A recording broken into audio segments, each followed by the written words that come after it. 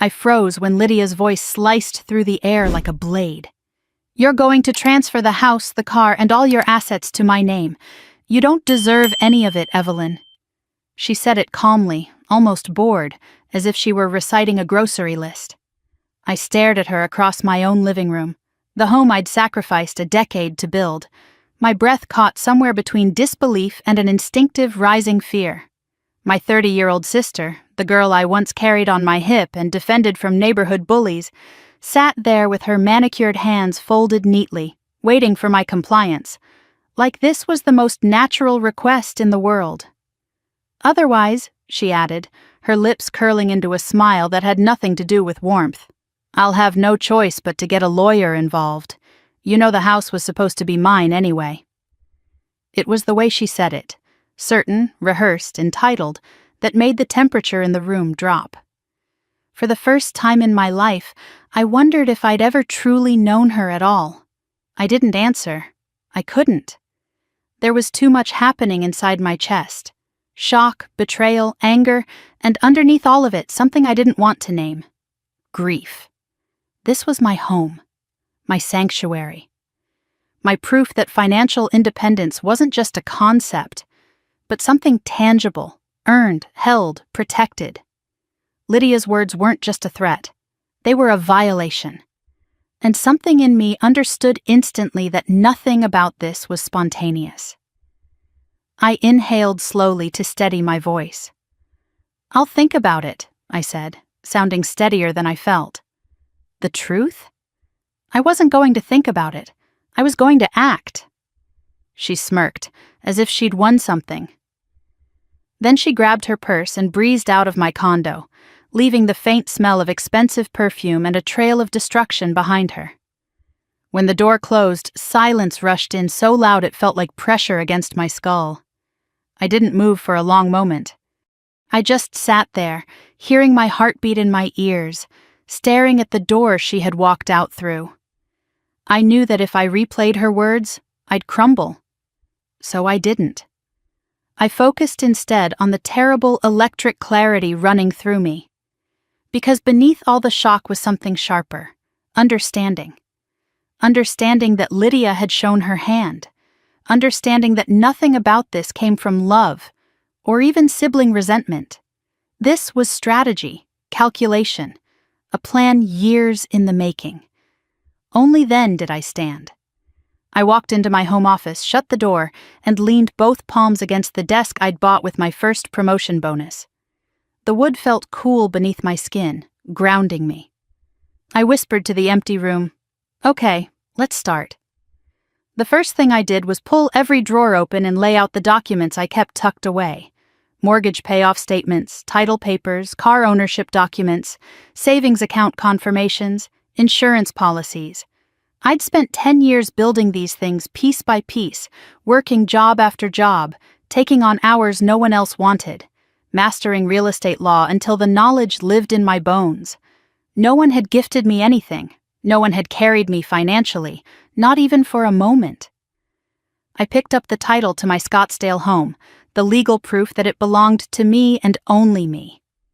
Lydia's voice echoed in my mind. "You don't deserve it." My jaw tightened. I did deserve it. I had earned it. I had bled for it. I started going through each document, not because anything was out of place, but because holding them reminded me that I wasn't powerless, that I wasn't some naive woman who could be bullied by her sister's sudden ambition. I was an attorney, a damn good one, and if Lydia wanted to make this legal, I would make it legal. After securing the documents back into their folders, I turned toward my computer and began changing passwords everywhere. Banking, mortgage portals, credit lines, insurance, even my smart home system. Every login became a longer, more complex passphrase that Lydia could never guess. My fingers moved with a furious, focused rhythm, as if they already knew what was coming. But as I worked, memories pushed their way in. Memories of me and Lydia as children, running through our small New Mexico backyard, laughing until we couldn't breathe. Lydia clinging to my arm when she was scared of thunderstorms. Lydia crying when she scraped her knee, and me being the one to carry her inside. Our mother's voice echoing encouragement to both of us. Her two girls, so different, so inseparable. Inseparable. I closed my eyes for a moment. What happened to us? But I knew the answer. We grew up. And while I built a life brick by brick, Lydia drifted through hers, waiting for someone else to hand her the foundation. A notification flashed on my phone. Incoming call. Lydia. Of course she was already calling. She must have expected me to panic, to beg, to negotiate, to be the older sister who fixed everything. I declined the call. Seconds later, another notification. Voicemail received. I didn't listen to it. I didn't need to. I knew how Lydia operated. She would mask manipulation as sincerity, wrap demands inside guilt, make every boundary I set feel like cruelty. My mother's voice rose in my memory. Wealth isn't just about what you earn, it's about what you protect. She had said that to me once, near the end of her life. She had learned it the hardest way possible after my father left her with nothing but debts and heartbreak. She'd warned me gently but firmly, don't ever let anyone, family, partner, anyone, take from you what you've built. I hadn't expected she meant Lydia, too. The voicemail icon blinked. I let it blink. Instead, I poured myself a glass of water, sat back down at my desk, and took a long breath. My mind was finally sharp enough to see the full picture. Lydia hadn't just suddenly decided she wanted my assets. This was the culmination of years of small entitlement, subtle grabs at control, growing resentment, financial instability, and the creeping belief that my success should somehow belong to her. I'd ignored the signs. I'd dismissed them as quirks, moods, insecurities. I had wanted to give her grace because she was my sister, but grace without boundaries is just self-destruction. I clicked open my email and began backing up camera footage from the past few weeks. Lydia had been at my house more often than necessary. She'd hovered in rooms she didn't need to be in. She'd asked questions about my mortgage, my savings, my insurance, questions that now rang like alarms. As I transferred the files, something tightened in my throat. I didn't want to be here. I didn't want this role, documenting evidence against my own blood, preparing for a battle I never wanted. But battles aren't always chosen. Sometimes they are handed to you by the people you least expect. I grabbed my phone and typed a message to the one person I trusted to tell me the truth without sugarcoating it. Grace, are you awake? 3 dots appeared immediately. For you? Always. What happened? I stared at the text, then wrote, I think Lydia is trying to take my house. The dots disappeared, then reappeared. I'm on my way. Do not talk to her until I get there. I locked my phone and leaned back, staring at the ceiling. The air in the room felt heavier, as though the walls themselves understood what was coming. There was no going back now. I stood and walked through the house, the place I had furnished with the quiet pride of a woman who had climbed her way up from nothing. The walls I'd painted myself, the floors I'd refinished, the kitchen I'd worked late nights to afford. Every corner held a story, a sacrifice, a victory. And the idea that Lydia believed she had a right to any of it? Something hot and fierce lit inside me. My sister thought she could take the life I had built. She was wrong. I reached for the front door and twisted the deadbolt, locking it with a soft, final click. Then I turned off every light except one in the hall. The house was still, but my heart was steady. I wasn't afraid anymore. Lydia had crossed a line. And now, I was done letting her walk anywhere she pleased in my life. Grace would be here soon. Jonathan would follow after that. I had a long night ahead of me, gathering, preparing, documenting. But for the first time since this nightmare began, I felt something like strength rising inside me. I whispered to the quiet house, to myself, to the memory of my mother. I'm ready. Because tomorrow, everything would begin. Grace arrived 20 minutes after my text, still in her navy scrubs from the hospital, hair pulled into a messy bun she probably hadn't touched since dawn. She didn't bother knocking. She knew the door would be locked. Instead, she called out through the wood, "Evelyn, Open up. It's me. Her voice alone made my shoulders drop a little, not in relief, but in recognition. Grace was the kind of friend who had stood by me through law school breakdowns, career meltdowns, and the long months of caring for my mother near the end. If there was anyone in this world who could help me face what Lydia had become, it was her.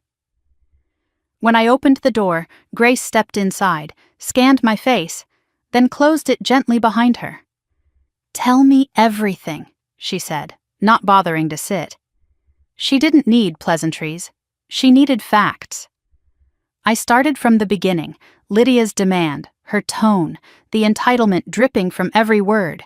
And by the time I finished, Grace's expression had shifted from concern to something darker.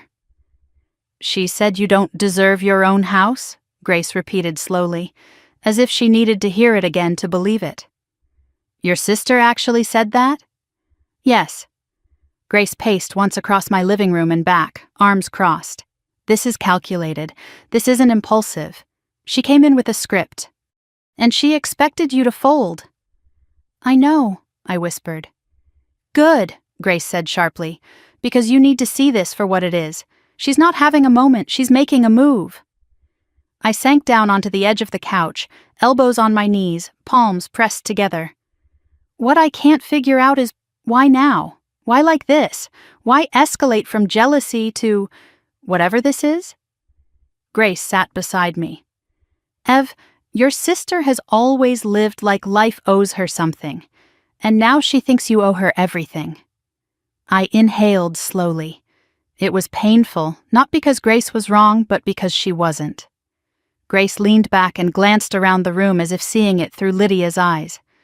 "She walked in here, saw the house you built, the life you carved out of air and grit, and decided she should have it, without lifting a finger." She met my eyes. "She's your sister, yes, but she's also someone who wants your life instead of her own." The words landed like a dull ache beneath my ribs. Before I could respond, Grace lifted my phone from the table. "Show me the voicemail." I hesitated. Then I unlocked the phone and handed it to her. Listening to Lydia's voice felt like replaying a nightmare I wasn't ready to face, but Grace pressed play anyway. Lydia's voice filled the room, smooth, confident, and dripping with false sorrow.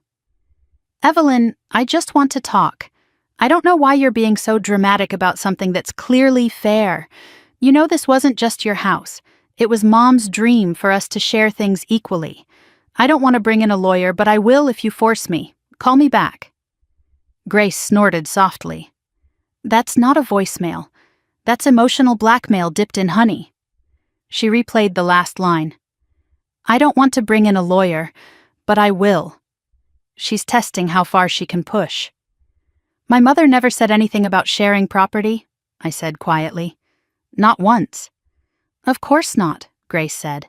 "But Lydia knows you'll choke on guilt before you even question that claim. She's weaponizing your grief." I swallowed hard, because hearing it out loud made the truth unavoidable. Grace put a hand on my shoulder. "Ev, you need someone stronger than me for this next part. You need legal backup." "I know," I murmured. "There's someone I can call."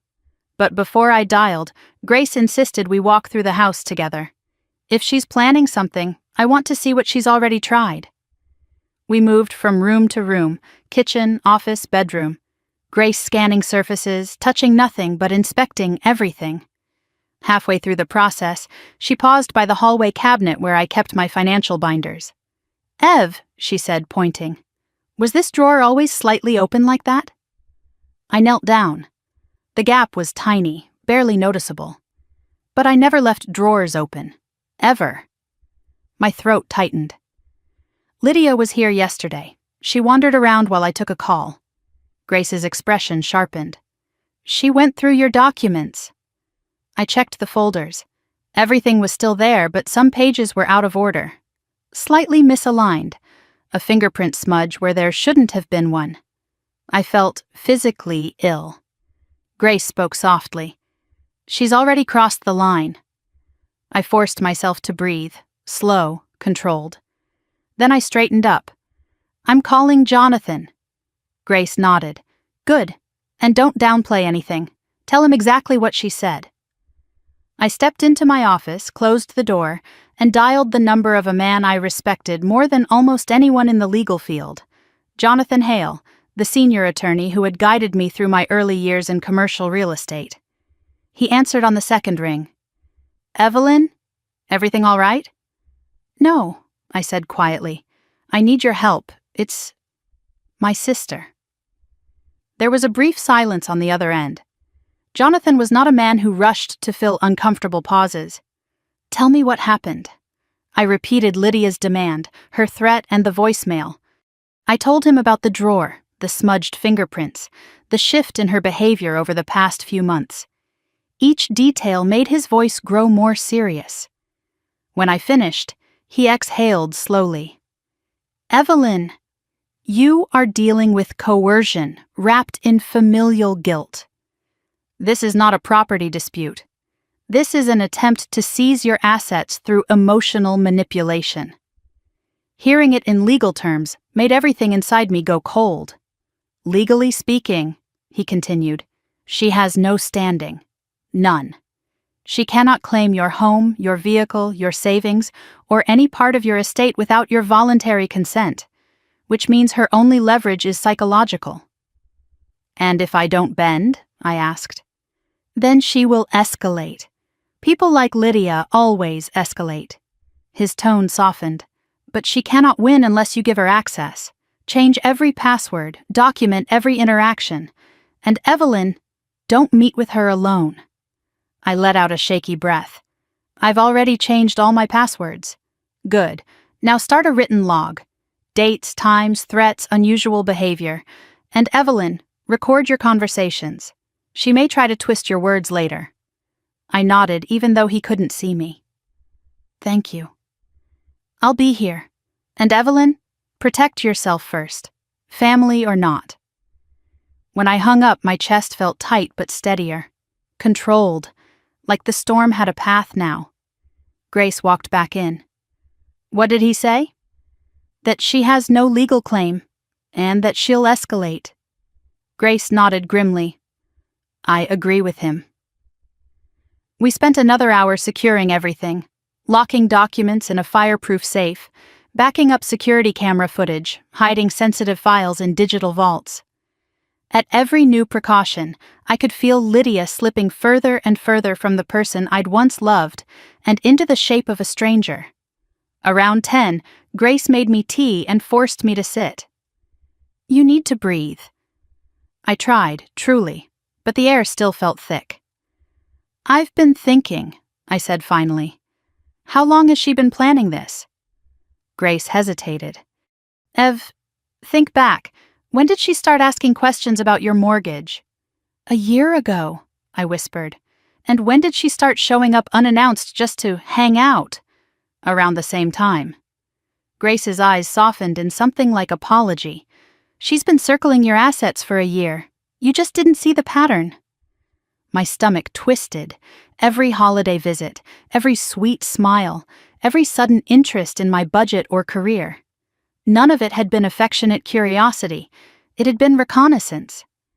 I leaned back, staring at the ceiling. God, I was so blind. You weren't blind, Grace said firmly. You were trusting. She exploited that. The words made my chest ache, because trust wasn't something I gave easily. Not after watching my mother lose everything to a man she trusted too much. But Lydia hadn't been a partner or a lover. She had been my sister, the one person I thought I could never lose. After Grace left, I sat on the couch and scrolled through old photos. Birthdays, Christmas mornings, laughing selfies from our 20s. Lydia's arm always wrapped around mine. Her smile bright, my guard down. The grief hit me so suddenly I had to put the phone down. I whispered into the stillness, "Why would you do this to me?" No answer came. I ended the night by double-checking the locks, the windows, the cameras. I plugged my phone into the charger and placed it next to me, knowing Lydia would text again. Maybe she already had. But I wasn't going to look. Not tonight. Tonight I let myself mourn the sister I had lost, because the one who stood in her place now wasn't family. She was a threat. And tomorrow I would face her with eyes wide open. I didn't sleep that night. I drifted in and out of shallow, uneasy dozing, waking every time the house settled or a car passed outside. My mind kept replaying Lydia's face, her tone, the certainty in her eyes. By dawn, exhaustion clung to me like damp fog, but adrenaline kept me upright. I made coffee, sat at my kitchen island, and stared at the rising sun through the window, my morning ritual, usually the calmest part of my day. But today the sunlight felt intrusive, almost accusatory, asking how I had let things spiral this far without seeing the truth. I was halfway through my mug when I heard 3 sharp knocks on the front door. Not frantic, not hesitant, just deliberate. The kind of knock someone uses when they believe they have the right to enter. I stood frozen for a second, coffee halfway to my lips. Then I placed the mug down carefully and walked toward the door, forcing my heartbeat to slow. The peephole confirmed what I already knew. Lydia. She was put together flawlessly. Pressed white blouse, high-waisted slacks, makeup fresh, hair glossy. A stark contrast to my wrinkled sleep shirt and restless eyes. She looked like someone arriving to close a business deal, or to collect what she believed she was owed. I took one slow breath, unlocked the deadbolt, and opened the door just enough to block her from walking in. Lydia gave me a bright, brittle smile. "Good morning, Ev. Can we talk?" "We talked yesterday," I said calmly. "Well, I talked. You mostly stared at me like I'd grown a second head." Her smile didn't reach her eyes. "I thought we should finish the conversation like adults." I kept my hand on the door. "I'm not comfortable having you inside my home right now."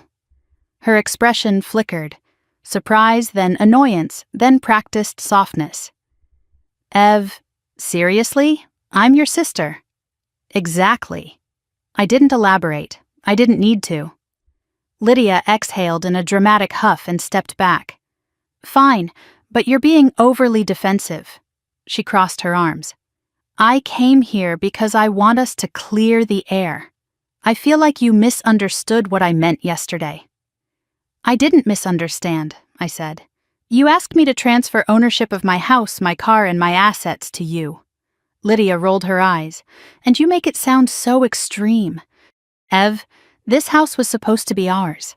Mom always said that what belonged to her daughters should be shared, that we'd take care of each other. I'm not asking for anything unreasonable." "She never said that," I said quietly. "Not once." Lydia's jaw tightened, but she recovered almost instantly. "Look, maybe I phrased it badly. I'm not demanding anything. I'm asking you to recognize fairness. You're living here alone with more space than you need, more money than you use, and I'm struggling." For the first time, something genuine cracked through, an ember of resentment she hadn't even bothered hiding, and my chest tightened at the realization. This wasn't sudden. This had been simmering in her for years. "Lydia," I said carefully, "struggling doesn't give you the right to take my home." Her composure shattered. "Take," she snapped. "God, listen to yourself. I'm not trying to take anything. I'm asking for what I deserve." I felt something inside me cool, settle. "You don't deserve things just because I have them." Her face flushed red, and in that moment, I realized we were standing on opposite ends of a chasm neither of us had created in a day. A chasm Lydia had been widening every year she watched me build a life she felt entitled to. She took a breath and smoothed her hair back. "Look, Ev, I don't want this to get ugly. But you're leaving me no choice. If you won't voluntarily share what should belong to both of us, there are legal ways to settle this." I stared at her. "There aren't." She smirked. "You'd be surprised." That was when I knew, really knew, that she wasn't bluffing. She wasn't emotional. She wasn't angry in the moment. She had a plan, and she believed fully in her ability to execute it. I kept my voice steady. "I spoke with my attorney last night." Her eyes widened just enough to crack her mask. "You... what?" I told him everything you said, Lydia laughed, a short, sharp sound. You're unbelievable. You called a lawyer on your own sister, and I'm the unreasonable one? You threatened me with legal action, I reminded her, and now you're trying to intimidate me by saying you have a lawyer. She shook her head. This is pathetic. Lydia, I said softly, go home. Her expression hardened. For a moment she simply stared at me, searching for something, maybe the old version of me who would have caved. But that version was gone. Fine, she spat, but don't say I didn't try. I started to close the door, but Lydia leaned forward, voice dropping to a hiss. You're going to regret making this difficult. Then she turned and walked away with the sharp, angry steps of someone who didn't get their way for the first time in a long time. When the door clicked shut, my legs nearly gave out. I sank against the wall and pressed my palms into my eyes. Every muscle in my body trembled with a mix of adrenaline and heartbreak. Not because she had threatened me, but because I had finally seen the truth without the filter of obligation. Lydia wasn't misguided. She was dangerous. I forced myself to stand. I had a full day ahead, work, documentation, tightening every security measure I could think of. But there was one more thing I needed to do before anything else. I checked the hallway camera footage, and my breath caught. The camera had recorded something I hadn't heard from behind the door. Lydia, after storming off, stopping halfway down the walkway to answer her phone. Her voice was low, but the audio caught enough. She didn't budge, Lydia whispered angrily. Yes, I know. I said I tried. What do you want me to do? She won't sign anything yet. Yet. Fine. Tonight. I'll come over later. Yes, I'll get her to change her mind. Then she hung up and walked away, unaware I had just heard the confirmation of everything I feared. She wasn't acting alone, and she was coming back. The realization pulsed through me like a warning bell. I replayed the clip 3 times, memorizing the exact tone in her voice, cornered, desperate, determined. She wasn't done with me. She was regrouping, planning her next approach. Maybe tonight, maybe sooner. I walked into my office, opened Jonathan's message from last night, and began a detailed entry in the log he'd instructed me to keep. Time, date, what Lydia said, the footage I'd captured, her tone, her threat, the phone call, all of it. With every word I typed, my sadness hardened into something else, something steadier, something that felt like the beginning of a line being drawn. Around noon, I forced myself to go into work. My job required a level of focus that usually carved order out of chaos. But today, even zoning in on legal contracts couldn't quiet my mind.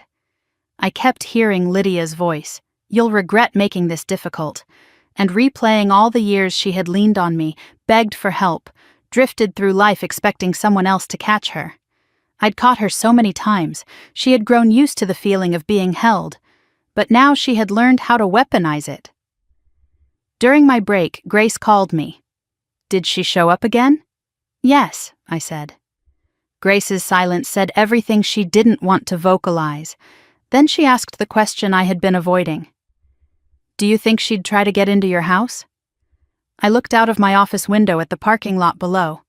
I think she's already thinking about it. Grace didn't argue. She simply said, "Change your locks today." I already scheduled it for tomorrow morning, I told her. Good. And Ev? Yes? She's not thinking like a sister anymore. You need to stop thinking like one too. I closed my eyes because I knew she was right. By the time I finished work and drove home, dusk had settled over the neighborhood. The air felt charged with something I couldn't name. I parked my car, grabbed my briefcase, and walked inside quickly, locking the door behind me. An uneasy stillness clung to the house. I set my things down, turned on the kitchen light, and pulled out leftovers for dinner. But my appetite was gone. Instead, I walked room to room again, checking windows, ensuring everything was exactly as I'd left it. And that was when I saw it. A message slipped halfway under my front door, not in an envelope, handwritten, sharp, hurried strokes of Lydia's cursive. Ev, we are not done. Stop ignoring me. I'm coming back tonight. Don't make this harder than it has to be. No signature. Just a scribbled flourish at the bottom that told me everything I needed to know. She was escalating, exactly as Jonathan predicted. I felt something inside me shift, resolve or fear, or maybe both. But whatever it was, it pushed my body into motion before my mind could catch up. I locked every window, closed every curtain, turned on my exterior floodlights. And then, for the first time in my life, I slid a heavy chair under the doorknob like I'd seen people do in movies. It felt dramatic, paranoid even, but my gut insisted. When I finally sat down at the kitchen table, the house humming with tension around me, I realized something with startling clarity. Whatever happened next, whatever tonight brought, I would no longer meet Lydia as her older sister. I would meet her as the woman she was trying to destroy, and I would not lose. I woke before sunrise, jolted upright by a dream so vivid it clung to me like sweat. In the dream, someone was shaking the front door, relentlessly, violently, while a woman's voice hissed my name through the wood. When I opened my eyes, darkness still pressed against the windows, but my heart was racing as if I'd lived the moment in real time. For several seconds I just sat there, listening, waiting for the nightmare to bleed into reality. Nothing. Only the hum of my refrigerator. Still, I couldn't ignore the unease tightening under my ribs. Last night's note from Lydia had curled into my mind and stayed there. I'm coming back tonight. The words had been ringing in my ears long after I locked myself in my bedroom, long after I forced myself to lie down, long after I realized sleep wouldn't come easily. When I finally got out of bed, the house felt too quiet, too expectant. I moved slowly through the rooms, checking every lock again, then ended up in the kitchen with my hands wrapped around a mug of coffee. The caffeine did nothing. My stomach remained knotted, my thoughts too sharp. At 7 on the dot, the locksmith arrived. He was a middle-aged man with kind eyes and forearms like tree trunks. "Morning," he said. "You must be Ms. Hart. Got a rush order for a full lock replacement." "Yes," I said, stepping aside so he could enter. "All exterior points, and the garage keypad." "Rough week?" he asked lightly. I tried to smile, but it didn't reach my eyes. "You could say that." He nodded once, understanding without prying, and got to work. While he drilled and replaced deadbolts, I stood in the hallway, arms crossed, watching metal shavings scatter on the floor like glitter from a battle. Every thud, every clink of metal settling into place, felt like reclaiming a piece of something Lydia had tried to take. When the locksmith finished, he handed me a set of sleek digital fobs and a paper with new temporary access codes. "Change the code again tonight," he warned, "just in case anyone saw me working here." Anyone, in this context, meant Lydia. "Thank you," I whispered. He gave me a sympathetic tilt of his head. "Protect your space, ma'am. You'd be surprised how many people need to learn that the hard way." I swallowed hard. I'm learning. After he left, I stood with my back against the door, breathing in the scent of new metal. It should have comforted me. It didn't. Because locks keep out strangers, not people who used to have keys, not sisters who believe the house is theirs by destiny. I spent the next hour taking photos of each lock for documentation, then sat down at my desk and updated my written log. Every detail mattered. Halfway through the entry, my phone buzzed with a text from an unknown number. "Is this Evelyn?" "This is Miranda from the HOA. We spoke briefly before. Could you call me as soon as possible?" My stomach dropped. I dialed immediately. The woman who answered sounded uneasy. "Ms. Hart, we received another call from your sister this morning." Of course she did. "What did she say now?" I asked, emotionless.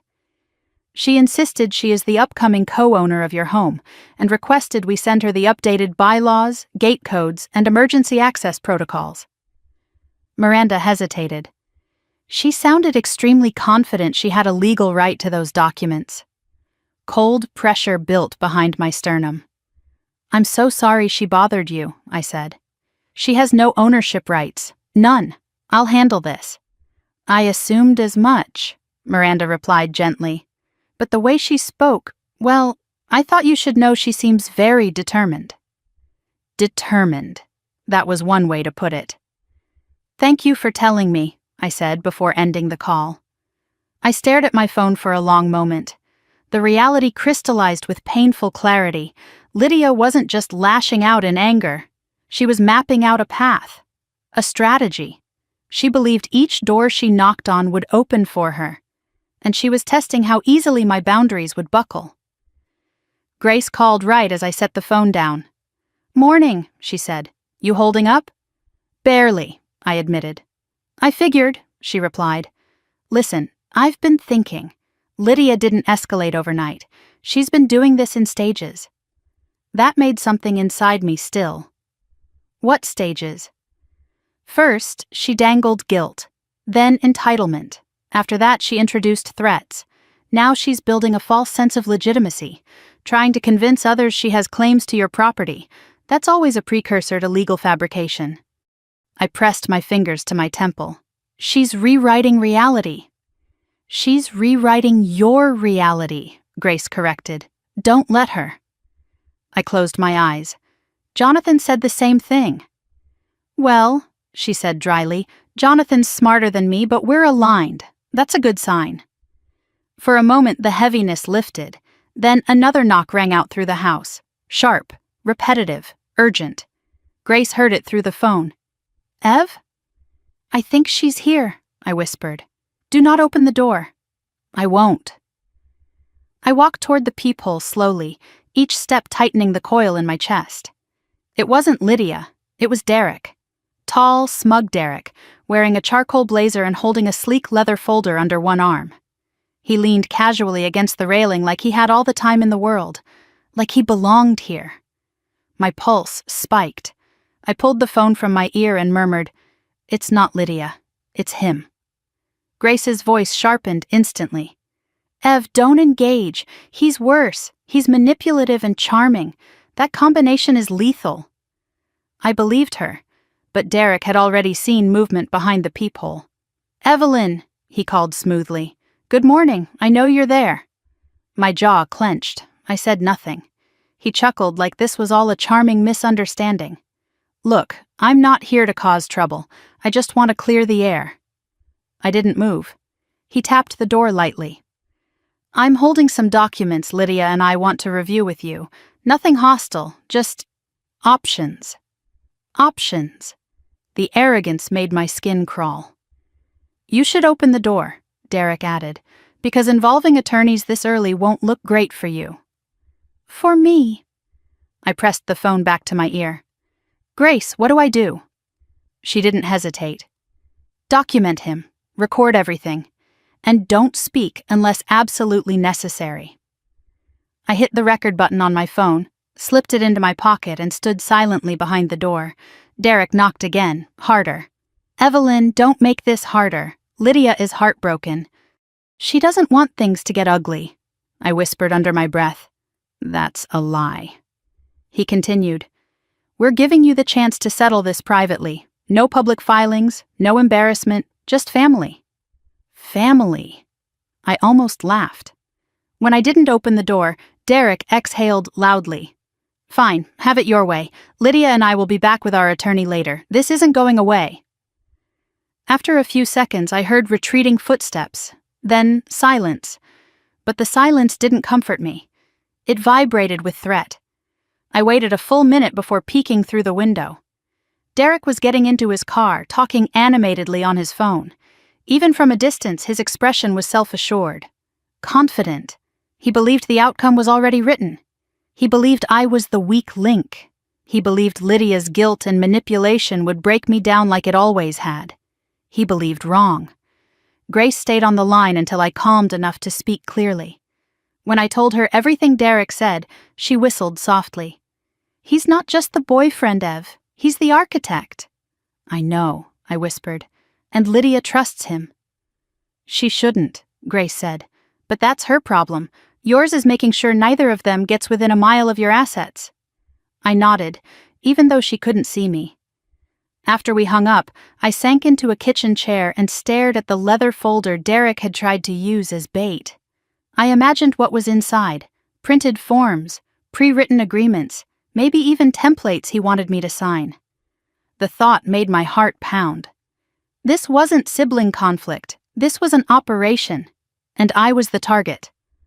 A few minutes later, my phone buzzed with a text, an unfamiliar number again. "Expect us today. You can't avoid this forever. No name." But the boldness, the cold confidence, that was Lydia's handwriting translated into text message form. I deleted nothing. Every message was evidence. The hours crawled by in tension.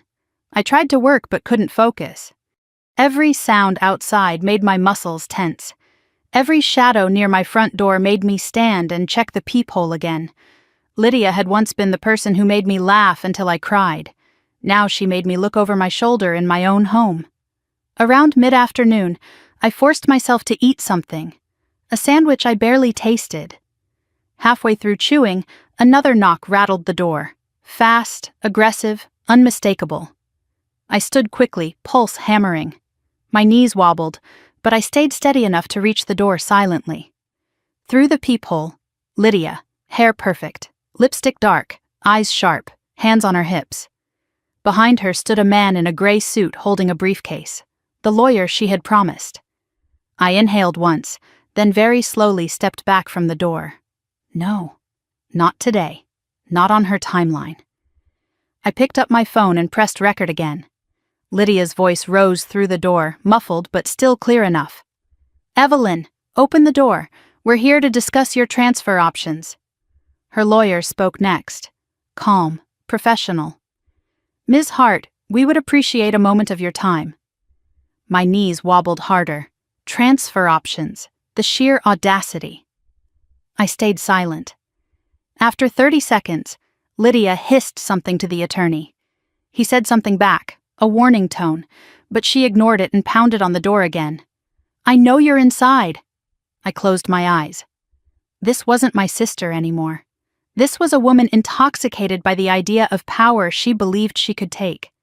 Minutes later, they left, but not quietly. Lydia bent down, shoved another note under my door, and stomped away. The lawyer murmured something about protocol and next steps, but Lydia spoke over him. When their footsteps faded, I retrieved the note. This one wasn't threatening. This one was chilling. "If you won't give it freely, we'll get it another way. You can't hide behind locked doors forever. We'll be back." My hands trembled as I folded the paper and placed it into the evidence file.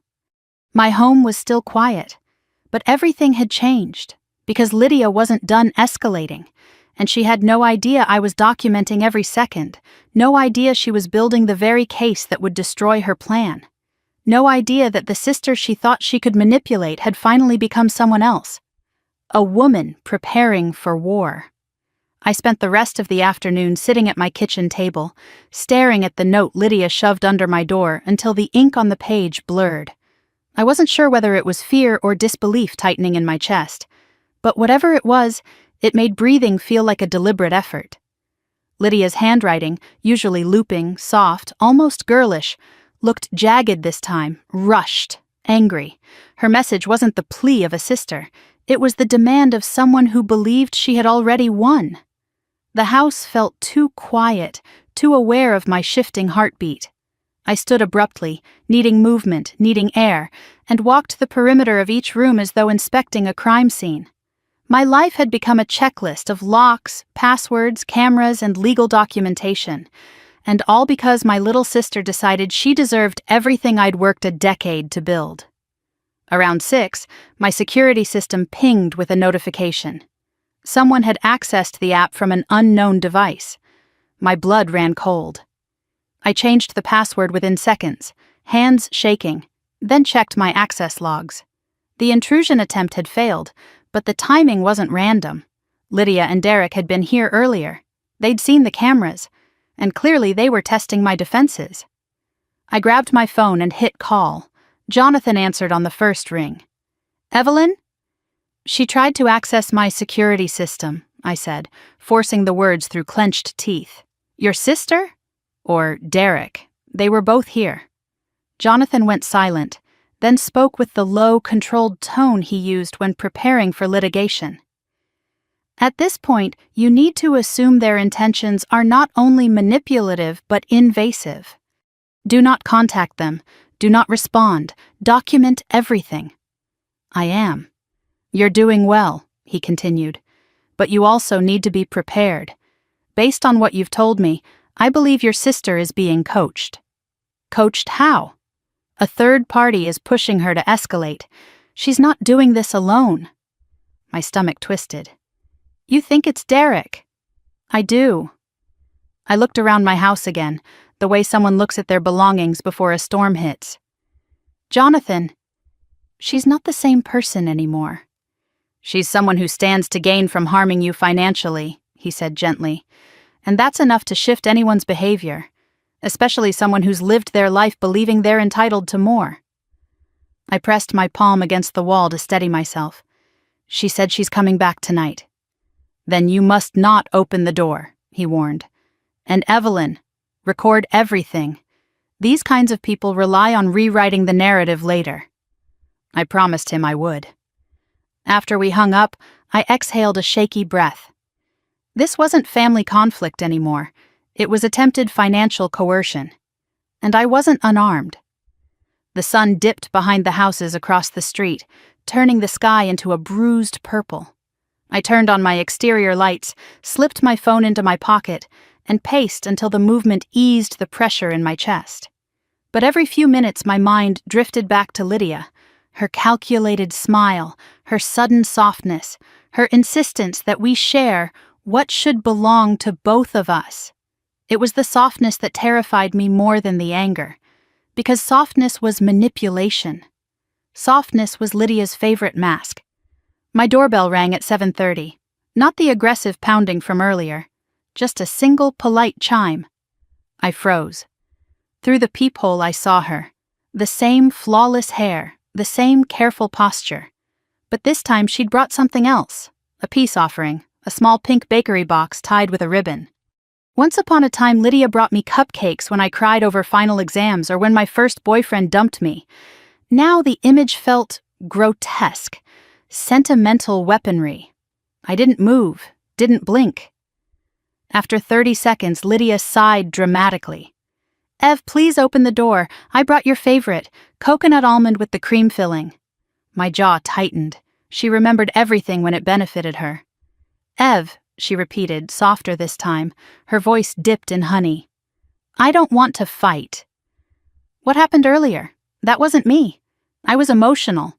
You know how I get sometimes. A familiar ache pushed at my ribs, an ache I'd carried since childhood, the one that made me responsible for her moods, her choices, her consequences. But not anymore. She pressed her face closer to the door.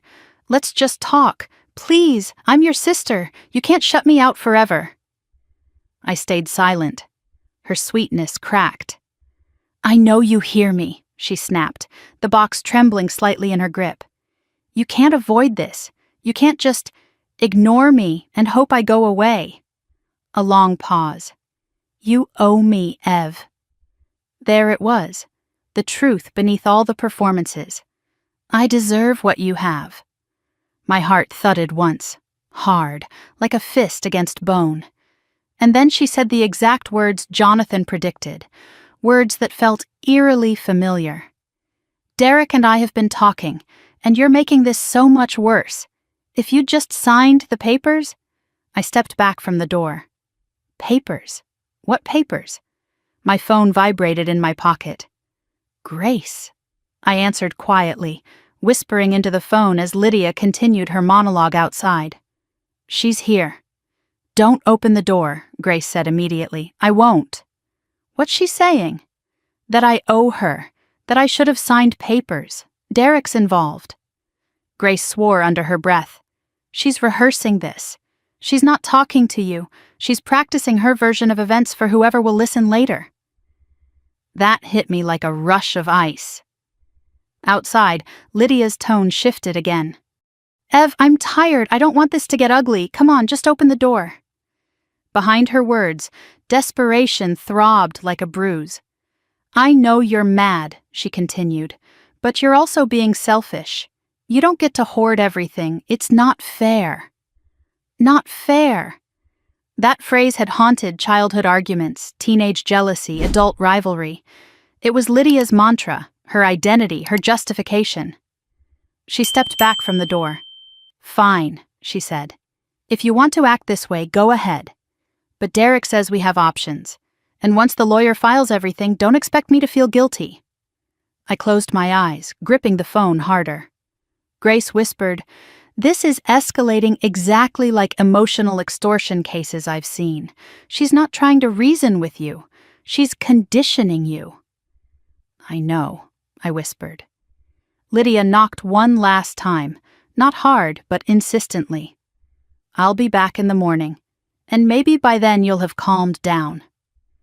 When she finally left, her footsteps retreating down the walkway, I let out a breath I didn't realize I'd been holding. My hands were trembling from the adrenaline, but the shaking wasn't just fear. It was anger. Because the sister who was supposed to protect me growing up was now the person I had to protect myself from. And no matter how many cupcakes she held or memories she invoked, the truth was undeniable. Lydia wanted my life, and she wanted it legally. After I hung up with Grace, I sank into the kitchen chair again. The house hummed with the aftershock of her visit. I opened my laptop and placed another entry into my log. Every word she'd said, every shift in tone, every threat masked as concern. When I finished typing, I sat in the quiet, staring at the reflection of my own tired face in the darkened window. That was when I remembered the smart lock log from earlier. I pulled it up again, scrolling through the failed login attempts. 7 attempts? 7. But something else caught my eye. The attempts were made using a 6-digit code I recognized. My old birthday, not the one I used now, the one Lydia always forgot growing up. A chill swept over me. She hadn't guessed the code randomly. She had been trying to get into my house. In the middle of the night. I closed my eyes, my breath shaky but controlled, because now everything was clear. This wasn't a sibling dispute. It was premeditated. It was coordinated. It was invasive. And as terrifying as that was, it also crystallized something strong and sharp inside me. Lydia thought she could push me, corner me, intimidate me into giving her everything. But she had underestimated the one thing she never bothered to understand. I didn't build my life by accident. I built it by surviving. Tonight was the last night I would allow Lydia or Derek, or any version of them, to control the narrative. Because tomorrow, I wouldn't just defend myself. I'd start fighting back. I woke before my alarm, the thin gray light of morning stretching across my ceiling like a warning. I hadn't slept. Not really. Every time I closed my eyes, I heard Lydia's voice outside my door, felt her pounding on the wood, imagined her slipping through the dark with the determination of someone who believed nothing could stop her. But now morning had come, and with it, the promise of clarity, or at least the illusion of it. I sat up slowly, pulling the blanket off my legs, and listened for any sound inside or outside my home. Nothing. The neighborhood was still. The air was heavy. And today, Jonathan had asked me to record everything, every interaction, every word, every movement Lydia made. I intended to obey. By 8, I had showered, dressed, and tied my hair back into a tight ponytail. Not because it mattered what I looked like, but because I needed to feel contained, prepared. My hands shook slightly when I brewed coffee, but that was nothing new these days. Then my phone vibrated with a text. "I'll stop by later. We need to finish our conversation." L, no apology, no explanation, no hesitation. My chest tightened, but I inhaled slowly and exhaled through my nose. She was predictable now. Desperation made people predictable. That was her mistake. I opened a new note on my phone and entered the time, date, message, and the way my stomach clenched at the idea of seeing her again. Jonathan had said emotional context mattered too. "It shows intent," he'd explained last night. It shows coercion. I was preparing for war. At 9, I left for work. Every movement, locking the door, checking the garage, adjusting my security cameras, felt like a ritual of self-defense. On the drive, my eyes kept flicking to the rearview mirror, half expecting Derek's car to appear behind me. But the road stayed empty. Work was a welcome distraction. Or it should have been. But after 2 hours of reading contracts and zoning ordinances, I realized I'd reread the same sentence 10 times without absorbing any of it. My mind kept drifting, circling the same questions like a vulture. How long had Lydia been planning everything? Had Derek started this, or had she sought him out because she needed someone who validated her entitlement? What exactly did those papers look like? And what would they do next now that I refused to play their game? The uncertainty gnawed at me. A little after noon, I slipped into a conference room with smoked glass walls for privacy, pulled out my phone, and called the locksmith again. "Could you check whether anyone attempted to tamper with the new locks?" I asked. "I know it sounds paranoid, but—" "It's not paranoid," he interrupted gently. "Break-ins by people who think they're entitled to a property happens more than you think. I'll send someone to inspect the frame and hardware today." Relief slipped through me like warm air. "Thank you." Next, I called Jonathan. He answered with the crisp sharpness of someone already 3 steps ahead. "Evelyn," he said. "Talk to me." "Lydia texted," I said. "She's coming back today." "Then today is when we stop observing and start collecting," he said. "Record her, video and audio if possible. If you can safely capture her tone, frustration, anger, insistence, that will help establish coercive patterning." I nodded, though he couldn't see me. "And if she brings Derek?" "You record both," he said. "But under no circumstances do you speak to him. He is the more dangerous one because he believes he is the most rational." My stomach twisted. She mentioned papers again. "I expected that." His voice hardened. "They're trying to trap you into signing something under emotional duress. They will present it as reasonable. They will speak as though they're protecting your interests. But Evelyn, do not, under any circumstance, touch those documents." "I won't," I whispered. "Good," he said. "And one more thing. If they escalate today, and I believe they might, do not answer the door. But do watch, do listen, and document." I promised him I would. When I ended the call, I sat there in silence, hands on the conference table, fingers trembling against the polished glass. I had never imagined I'd be spending my lunch break planning how to defend myself against my own sister. But there I was, and there was no turning back. I left early that day. By 2:30, I was back home, sitting in my living room with every curtain drawn. The quiet tick of the clock on the wall echoed through the house. I tried to keep myself busy, organizing documents, labeling files, checking the smart lock log. But a knot of dread tightened with every passing moment. Then, at 3:12, my doorbell rang. Not the soft chime from last night. This one blared through the house like an alarm. My heart slammed against my ribs. I grabbed my phone, hit record, and crept toward the peephole. There she was. Lydia stood on my porch wearing a fitted gray blazer and black pants, her hair pinned neatly back. She looked like someone applying for a job she believed was already hers. But her expression, sharp, calculated, told me she wasn't here for negotiation. She was here for acquisition. Behind her stood Derek, arms crossed, jaw tight, a leather folder tucked under his arm like a weapon. They looked like a corporate duo, a hostile takeover. I stayed silent. Lydia knocked again, harder. "Ev, I know you're home." Her voice carried through the door, harder than yesterday but steadier too, practiced. "We need to talk, now." No, we didn't. Derek stepped closer. "Evelyn, this is counterproductive.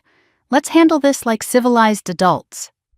I almost laughed. Civilized adults didn't try to steal their sister's house. Lydia tried again. "Ev, open the door and let's settle this privately. You're making this harder." My phone recorded everything. Her tone, her insistence, the rising impatience. After a minute of silence, she let out a forced sigh. "Okay," she said. "If you won't open the door, then we'll just go ahead and review everything out here." I leaned closer to the peephole. She turned to Derek and said loudly, "Show me the forms again." Forms. Papers she planned to trick me into signing. Derek opened the leather folder, flipping through pages with crisp, audible snaps. I couldn't see the documents clearly through the peephole, but I heard enough. "These are the transfer authorizations," he said. "House title, vehicle ownership, asset access documents." My breath stalled. Lydia nodded, as if discussing a wedding seating chart rather than the dismantling of my life. "So, once she signs these, everything moves under my name?" "Yes," Derek confirmed. "We'll position it as financial protection. She'll feel obligated." Obligated. My fingers clenched around my phone. "And if she refuses?" Lydia asked. Derek's smirk was visible even through the blurred fisheye lens. "Then we escalate. Pressure. Threat of legal filing. Maybe even a family mediation notice if we need to rattle her." Rattle me. They planned to rattle me. Lydia exhaled like someone rehearsing a speech. "I can get her to sign. She just needs to hear it framed correctly." "You need to push harder," Derek said. "She's resisting because she thinks she's the only one entitled to the family legacy." Legacy? I nearly choked. We had no inheritance, no shared assets. Our mother died with nothing but a small life insurance policy which Lydia had already spent. "What about the HOA thing?" Lydia asked suddenly. "Did they respond?" "They will," Derek said with confidence. "They always do. Once they think you're a co-owner, it'll be easier." I closed my eyes, bile rising in my throat. They weren't just trying to take my assets. They were building a false reality around them, a scaffolding of lies, repetition, and pressure until they wore me down. Lydia wasn't the mastermind. Derek was. But she was a willing accomplice. Lydia knocked again. "Ev, if you're listening, please understand that this is better handled now, before lawyers get involved, before this becomes messy." It was already messy. It had been messy since the moment she started researching my HOA. When I still didn't answer, Lydia's voice cracked. Not with sorrow, but with annoyance. "I can't believe you're doing this over a house." A house. A house. As if I hadn't poured 10 years of my life into it. As if she hadn't been planning to ambush me with paperwork in my own home. I stepped back from the door, breathing carefully through the tremors. Then Derek said the words that made the room tilt. "We should catch her off guard. Find a moment where she's not being so stubborn." Lydia hummed thoughtfully. "Maybe when she comes home one day. Or if she lets me inside again." My skin crawled. He continued, "People let their guard down eventually. Not this time. Not ever again." Finally, after several more attempts to coax me out, they left. But not before Lydia leaned close to the door and whispered, "You can't hide from your own family." Her voice was poison. When their footsteps finally faded, I let out a shuddering breath and pressed stop on my recording. The silence that followed wasn't relief. It was resolve. They thought they were tightening a trap. But they didn't realize I was building one of my own. Jonathan would get the audio, the video, the full account, every recorded threat, every moment of coercion. They had no idea they had just given me the ammunition I needed. No idea I had finally stopped thinking like the sister they could manipulate. Now I was thinking like a woman preparing to dismantle the people who mistook her kindness for weakness. And I would, piece by piece, word by word, law by law. Tomorrow the tide would turn. And Lydia wasn't ready for the storm she had created. I didn't leave the house for the rest of the evening after Lydia and Derek left my porch. The adrenaline crash hit me like a wave. My hands trembling, my vision swimming briefly as if my body had finally realized I had survived something I wasn't prepared to face. I locked the door, fastened the chain, and stood there with my forehead pressed against the solid wood for 3 full breaths. When I finally stepped back, the house felt different. No longer simply mine, but something I needed to defend. The atmosphere inside was taut, almost electric, as though every light, every shadow carried the memory of voices outside my door. And beneath it all, another realization simmered quietly. This wasn't the end of their push. It was the beginning. I walked straight to my home office, turned on my desk lamp and pulled out my notebook. The log had grown from a few entries to pages filled with dates, quotes, observations, timestamps. Every detail mattered now. Tone, timing, escalation pattern. Jonathan would need everything, and I planned to give it to him neatly, cleanly, indisputably. I wrote until my hand cramped. When my phone buzzed, I flinched hard. I expected Lydia again, but the name on the screen made my breath release all at once. Grace, I'm on my way. Don't argue. I didn't. 15 minutes later, she arrived, wrapped in an oversized gray hoodie, no makeup, hair piled on her head like she'd thrown it up mid-sprint. She stepped inside without waiting for me to finish unlocking the door. You look like you haven't breathed in 6 hours, she said. Maybe I haven't. I brought dinner, she added, lifting a brown bag as if it were a shield. But you're probably too nauseous to eat, so I also brought wine. She dropped her bag on the kitchen counter and immediately went to check the locks herself. I didn't blame her. When she was satisfied every entry point was fortified, she motioned for me to sit. Walk me through everything, she said. And I did. Every word Lydia had said, every smirk from Derek, every clip of audio Jonathan told me to capture. Grace listened without interrupting, but her expression grew tighter with each detail. When I finished, she leaned back in her chair, exhaling slowly. Ev, this is coordinated. It's not just entitlement anymore. It's strategy. I know. You have to get ahead of them. I know. And not just with locks and recordings, she continued. Your sister is rewriting your reality to everyone she talks to. You have to tighten your circle. My circle? I asked. She nodded. Anyone who might believe her. Anyone she could manipulate. Anyone who has access to you or your property. And, God, I hate saying this, anyone she could use to corner you emotionally. The implication settled over me like a shadow. You think she'll go after Mom's friends? Or yours? Grace didn't sugarcoat. She never did. Look, I know this hurts, but people who feel entitled don't limit their tactics to logic. They go after pressure points. Pressure points. Lydia knew all of mine. I walked to the sink and splashed cold water on my face. What am I supposed to do? Send a memo telling everyone in my life that my sister is trying to legally steal my property? No, Grace said. But you can call the ones who matter, the ones who might be confused if she starts twisting the story. You tell them, please direct any questions to my attorney. I cannot discuss family matters right now. And then you stop explaining yourself.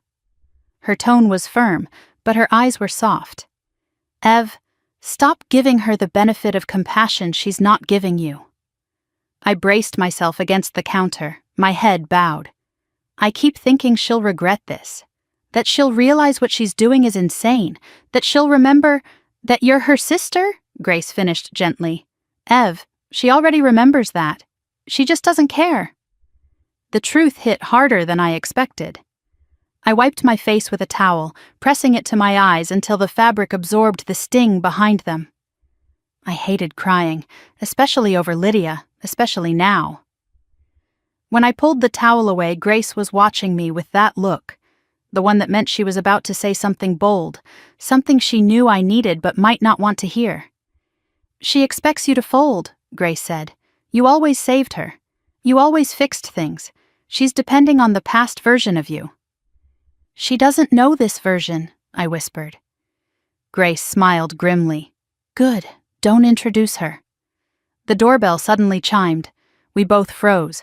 My pulse spiked instantly, dread slamming into me so fast my breath caught. The elegant, soft chime felt sinister despite its gentleness. Grace held up her hand, signaling me to stay back, and crept toward the peephole. She looked for a long moment. Then her shoulders relaxed, slightly. "It's just a delivery guy," she whispered. "Food." "Food? I didn't order anything." Grace checked the porch again. "It's a box, medium-sized, no logo." My stomach churned. That's not a good sign. "Could be a neighbor mix-up," she said slowly, but her voice lacked conviction. Or... She didn't need to finish. I walked to the peephole myself. A cardboard box sat on my porch, plain, taped, with my name written in thick black marker. Evelyn Hart. Nothing else. No return address. My phone vibrated. A new message. "Did you get my gift?" I almost dropped the phone. Grace grabbed my arm. "Ev, don't open that box." "I'm not planning to." She ushered me back from the door, then locked every bolt again with trembling hands. "Call Jonathan," she said. "Now."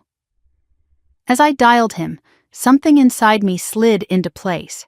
Not fear, but clarity. Whatever was inside that box wasn't a peace offering. It was a statement, a pressure tactic, an intimidation attempt disguised as thoughtfulness. Jonathan answered on the third ring. "Evelyn?" "She left something at my door," I said, voice thin, tight. "A box, with my name on it." "Do not open it," he said instantly. "Call the non-emergency line for local police, ask them to document it, and keep the box outside your door until they arrive." Grace nodded vigorously beside me. Jonathan continued, "This behavior is escalating more quickly than anticipated. She's not just threatening legal action, she's attempting psychological destabilization." "Intimidation," I whispered. "Yes," Jonathan said, "and that means she's losing control of her narrative. People escalate when they're afraid they're running out of options." I went still. "So this is desperation?" "In part," he said. "But don't underestimate her. Desperation can make people unpredictable." When I hung up, Grace squeezed my shoulder. "Call the police, then we wait." I did. An officer arrived 20 minutes later, took one look at the box, asked a few questions, then photographed it from every angle. When he carefully slid it open, I stepped back further, gripping the doorframe hard enough my knuckles whitened.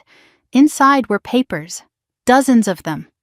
All printed copies of property transfer forms, quitclaim deed templates, general durable power of attorney packets, and handwritten notes in Lydia's familiar script. On top lay a single sheet in her flawless cursive. "Sign these, and all our problems go away." My knees nearly buckled. The officer glanced at me, sympathetic but professionally detached. "Ma'am, do you feel threatened by your sister?" My breath trembled before I could steady it. "Yes," I said, "I do." He nodded. "Document everything, and don't answer the door for her. People who use intimidation tactics rarely stop after one try." Grace wrapped her arm around me after the officer left, her voice soft but steady. "Ev, she's not acting like your sister. She's acting like a predator." "I know," I whispered. "I just don't understand how it got this far." Grace squeezed me tighter. "Maybe you don't need to understand. Maybe you just need to protect yourself." I nodded slowly. I knew she was right. Later that night, after Grace had gone home and I had cleaned up the kitchen as a way to quiet the tremor in my hands, I sat alone in my living room staring at the stack of documents the officer left on my table. Evidence. That's what Jonathan would call it.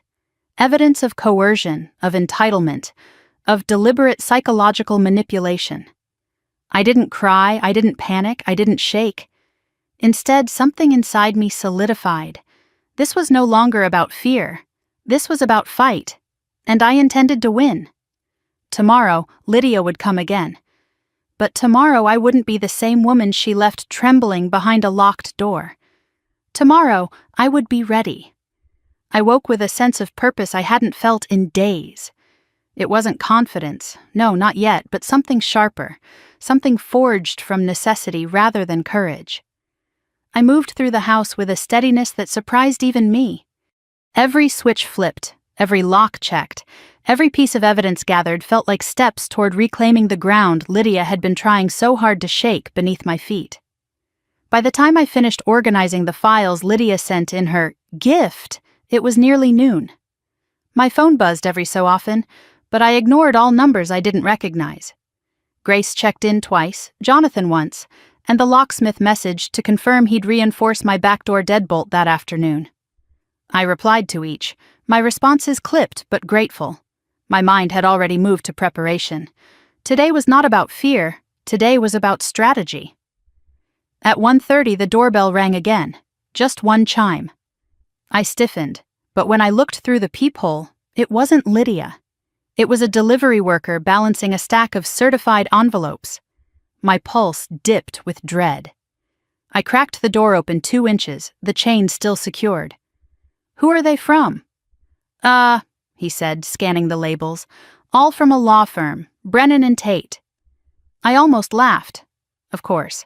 Lydia and Derek were efficient, if nothing else. "You can leave them on the mat," I said. He set them down and walked away without another look. When the door was closed again, I stared at the envelopes like they were venomous snakes. I didn't touch them. Instead, I photographed each one, their return addresses, their timestamps. Then I slid them into a large plastic evidence bag and placed them with everything else: letters, notes, screenshots. The last thing I needed was to be accused of tampering. At 2, Jonathan called. "I assume you received the envelopes?" he said. "I didn't open them." "Good," he replied, "because they are likely intentionally inflammatory, designed to scare you, designed to provoke a response. Do not respond." "I wasn't planning to," he continued. "I've drafted a formal advisory letter stating all communication must go through my office from now on. No visits, no calls, no texts. Once they receive it, anything further becomes harassment." "I appreciate it," I said softly. "And Evelyn," he added, voice gentler, "you're doing remarkably well under pressure. I know this is difficult," I swallowed. "It's not the legal part that hurts, it's her." "I know," he repeated, "but you can grieve later. For now, you protect yourself." After the call, I sat in the quiet for a moment, letting the weight of his words settle in my chest. Then I stood. Action helped, movement helped. And there was more to prepare. By late afternoon, the locksmith had reinforced the doors, adjusted the hinges, and installed new tamper-resistant hardware. "Whoever's trying to get in," he said, tightening the last bolt, "is going to have a long night." Good. Let them try. After he left, I curled up on the couch with a blanket around my shoulders, watching the sky turn dusky pink through my partially drawn curtains. My house felt different now, fortified, guarded, but the tension still clung to the air like thick humidity. At 6, my phone rang again. "Grace." "Ev," she said, not bothering with hello. "I need you to listen carefully. Someone from your sister's social circle is posting cryptic things online." "What kind of things?" "That she's fighting for what she deserves. That you're hoarding family assets. That you owe her more than you've given." My blood chilled. "She's painting me as the villain." "She's controlling the narrative," Grace corrected, "because she knows you won't." For a moment I couldn't speak. Betrayal twisted deeper. Not just that she was trying to take everything, but that she wanted to be seen as the wounded one while doing it. Grace lowered her voice. "Ev, she's telling people you locked her out of her rightful home." My jaw clenched so hard my teeth hurt. This wasn't just coercion. It was character assassination. "I need to go," I whispered. "I need to think." "Ev..." But I had already ended the call. I stood and paced the living room, my fingers curling into fists. Lydia wasn't just pushing me. She was smearing me. She was building a story she expected people to believe, a story where she was the grieving sister and I was the cold-hearted hoarder of wealth. But the truth? She hadn't lifted a finger to build anything. She floated through life while I worked 80-hour weeks. I'd saved for years to afford this house. I'd sacrificed sleep, vacation time, relationships, joy, everything, to create financial stability for myself. and now she wanted to claim that stability as her own.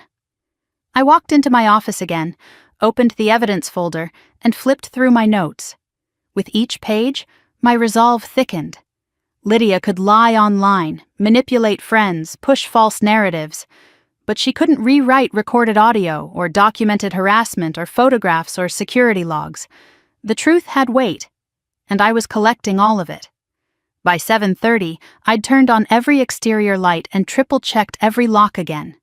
Then I made tea and sat in the dim glow of my living room, waiting. Not in fear, but in expectation. Lydia always came back after dark. And tonight, after sending envelopes and airing grievances online, she'd be restless. She'd want to confront me, to corner me. I wasn't wrong. At 8, the motion sensor on my porch lit up. My heart thumped once, steady, heavy, and I rose from the couch. I stayed 5 feet from the door as I checked the live camera feed. Lydia stood there alone. She looked different tonight, more disheveled, more frantic. Her hair fell loose around her shoulders, her lipstick smudged, her blouse wrinkled as though she'd been pacing for hours. She paced now too, back and forth, muttering to herself until she stopped dead in front of my door. Then she started pounding, not knocking, pounding. "Evelyn!" she screamed. "Open the door!" I stayed silent. "Stop hiding!" she shouted, pounding harder with each word. "You can't do this to me! You can't just lock me out!" My camera picked up every word, every frantic breath. She switched tactics abruptly, her voice transforming into a sob. "Ev, please, I need you." She slid down the door until she was sitting on my porch, hands covering her face. Her shoulders shook, but the sound of her crying felt performative, overly loud, as if she wanted the entire neighborhood to witness her pain. Then she whispered something that made my breath stop. "I don't have anywhere else to go. Derek kicked me out." A cold ripple went down my spine. Was it true? Or another manipulation? Another ploy to get me to open the door? Either way, I didn't move. She looked up suddenly, eyes gleaming with something sharp, something far too deliberate to be grief. "I know you're watching me," she said. "I know you can hear me." She crawled toward the camera, peering directly into it. "You think you're safe behind your little locks?" Her tone twisted into something venomous. "You're not." I felt the air leave my lungs. She whispered again, softer, more dangerous than yelling. "You owe me, and I will get what I'm owed." She stood abruptly, brushed her hair back, and walked off the porch with a strange, eerie calm.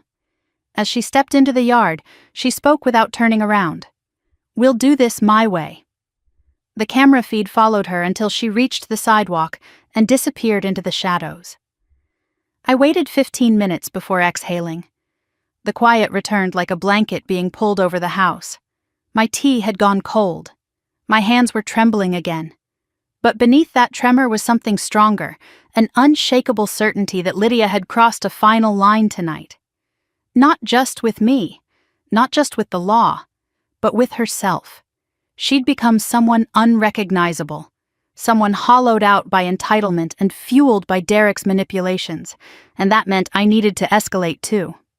I grabbed my phone, pulled up Jonathan's number, and sent him the video. Then I wrote a message beneath it. "It's time. Tell me what to do next." I didn't sleep at all after sending Jonathan the video.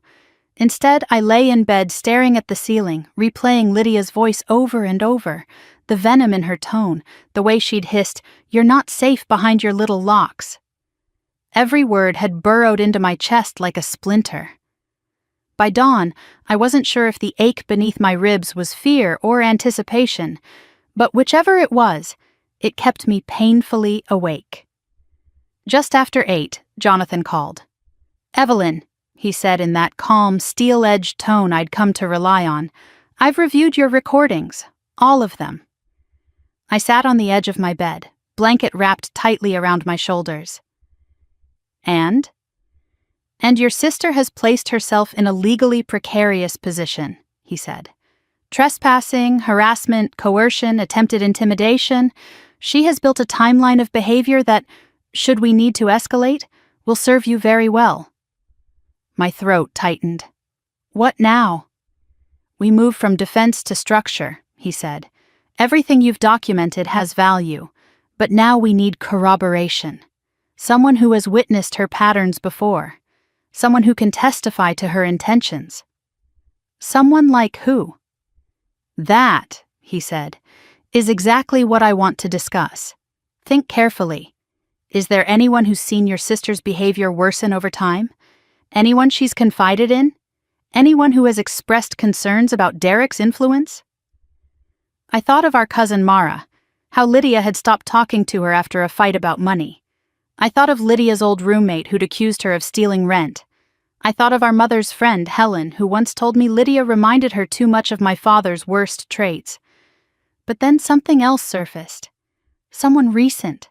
Someone close enough to see the rot beneath the surface. "Her co-worker," I whispered. Jonathan paused.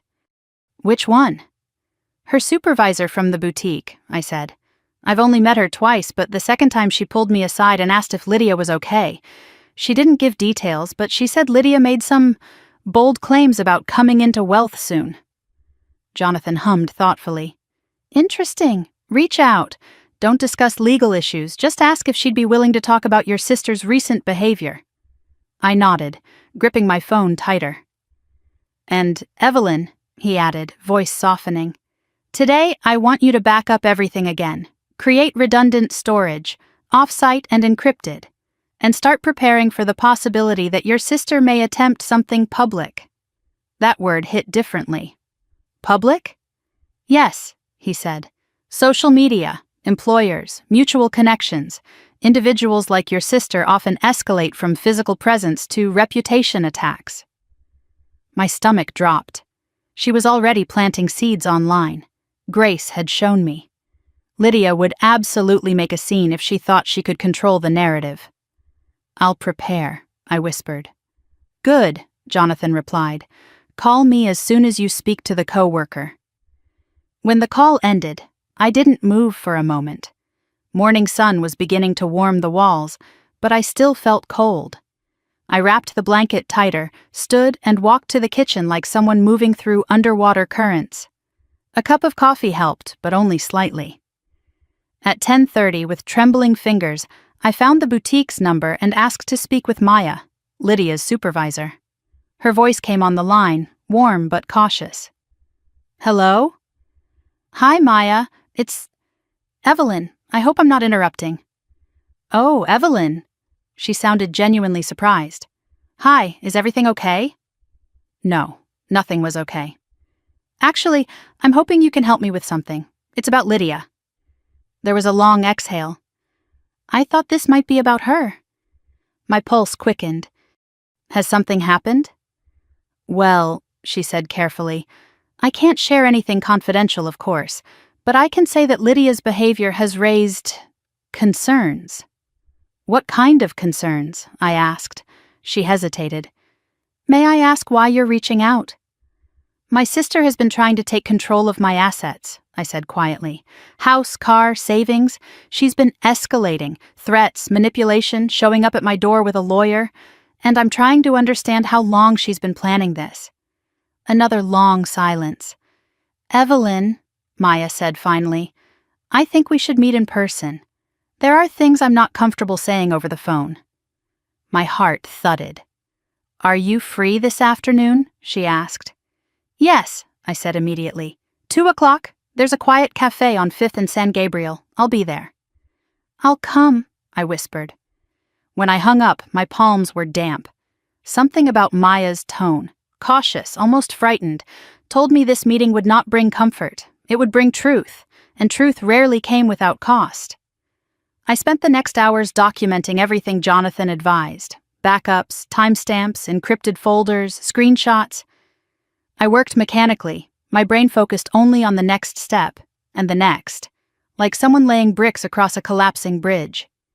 At 1:45, I grabbed my keys and left my house, locking each door twice before backing out of the driveway. The cafe was 10 minutes away, small and tucked between a bookstore and an art framing shop. Quiet, safe, neutral ground. Maya was already inside, seated at a corner table with a mug of tea clasped in both hands. She looked tired, more tired than a woman in her early 30s should look on a Tuesday afternoon. Her shoulders slumped when she saw me. "Evelyn," she said, rising to greet me. "Thank you for meeting me." We sat, and the silence between us felt heavy, swollen with unspoken things. Finally, Maya leaned forward. "Before I say anything, I need to know, are you safe?" I blinked. "What?" "You and your property," she clarified. "Are you safe right now?" I think so," I said. "I've taken precautions." She nodded, but worry clouded her eyes. "Good, because Lydia has not been stable, and Derek is influencing her in ways that are genuinely frightening." My pulse raced. "Tell me." Maya glanced around the cafe, then lowered her voice. "For months, Lydia has been talking about a windfall she was expecting. She didn't say from where at first, just that someone close to her would finally do the right thing." My stomach twisted. "She bragged," Maya continued, "about soon owning a house, a luxury one. She said she'd redecorate the entire thing, maybe flip it for profit, maybe use it as collateral for Derek's investment projects." My breath hitched. "She said your house was hers," Maya added bluntly. "Repeatedly." My vision blurred for a second. There it was. Confirmation. Lydia hadn't snapped overnight. She had been planting this delusion, nurturing it, building her entitlement like scaffolding. "And," Maya's voice softened, "she showed me documents, printed forms, templates for asset transfer. She said Derek helped her fill them out. She said you were dragging your feet about giving her ownership, but that she'd make you understand." My chest tightened painfully. "Did she say how?" "Yes," Maya whispered. "She said, people give in when you apply the right pressure." Pressure. The same word Derek used. The room blurred, then snapped back into focus. "Why are you telling me this?" I whispered. "Because," Maya said gently, "I think she's unraveling. And I think Derek is encouraging it. And I think you're in danger, not physically, but legally, emotionally, financially. Emotionally, financially." Lydia was attacking from every angle. "She's been lying to people," Maya added. "Telling them you promised her the house, that you owe her, that you're holding on to wealth that should be shared. She's painting you as the selfish one." "I know," I whispered. Maya reached across the table and squeezed my hand. "Evelyn, this isn't just entitlement. This is obsession. She's built an entire narrative around your assets. She talks about them like they've already been transferred, like she's already living there." A shiver ran through me. I thought of the smart lock attempts, the notes, the lawyer, the late-night visit. This wasn't just a grab for money. This was a claim on my life, a claim on my identity, a claim on my home. Maya's voice trembled as she continued. "Whatever you're doing to protect yourself, keep doing it. Multiply it. And for what it's worth, I'm willing to put my concerns in writing if your attorney needs them." I swallowed hard. "Thank you." When we stood to leave, Maya pulled me into a hug, quick, tight, almost maternal. "I'm so sorry," she whispered. "I wish she were someone who could love you enough to let you be safe." When she walked away, I sat back down for a moment, gripping the edge of the table. My sister had not simply crossed a line. She had demolished it, burned it, sprinted across the ashes. As I drove home, the cafe conversation echoed in my mind with every passing streetlight. And when I stepped into my house, the quiet inside no longer felt fragile. It felt like resolve. The next move was mine. And Lydia had no idea what was coming. I drove home from the cafe with both hands clenched around the steering wheel, knuckles pale, the world outside my windshield passing in a blur of sunlight and motion. Maya's words replayed in my mind like a looping reel, Lydia bragging about coming into wealth, claiming she already owned my home, showing printed transfer documents to her coworkers as if they were wedding invitations. Every detail lodged deeper into my chest, confirming what I had been trying not to believe. She wasn't confused. She wasn't overwhelmed. She wasn't emotional. She was planning, and Derek was the architect. By the time I pulled into my driveway, the late afternoon sun had dipped behind a cloud, and my house cast a long shadow across the yard. It looked unfamiliar, beautiful and well kept as always, but suddenly like something precarious, like something someone else was trying to pry out of my hands. I walked inside, locked the door, and leaned against it, letting myself breathe in slow, controlled intervals until my pulse eased back from its frantic pace. My phone buzzed. A text from Jonathan. "Excellent work today. Everything Maya said is extremely helpful. We need to move to phase 2. Call me when you're home." I hit call. He answered immediately. "Good. You're safe?" "Yes." "Now listen closely," he said. "Your sister is escalating faster than expected.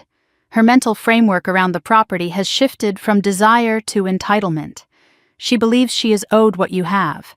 That makes her dangerous, not physically perhaps, but legally and socially." I exhaled shakily. "Maya confirmed she's been telling people she already owns my home."